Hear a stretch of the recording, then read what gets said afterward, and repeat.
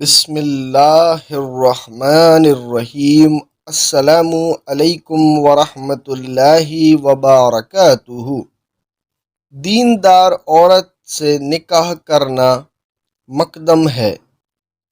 ابو ہریرہ رضی اللہ عنہ سے روایت ہے کہ نبی اکرم صلی اللہ علیہ وآلہ وسلم نے ارشاد فرمایا، عورتوں سے نکاح چار چیزوں کی بنا پر کیا جاتا ہے: ان کے مال کی وجہ سے، ان کے حسب نسب کی وجہ سے، ان کی خوبصورتی کی بنا پر اور ان کی دینداری کے سبب۔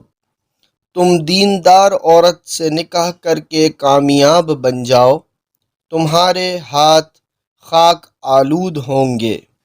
یعنی عام طور پر عورت سے نکاح انہی چار چیزوں کے سبب کیا جاتا ہے۔ ایک دیندار مسلمان کو چاہیے ان سب اسباب میں دین کو ترجیح دے۔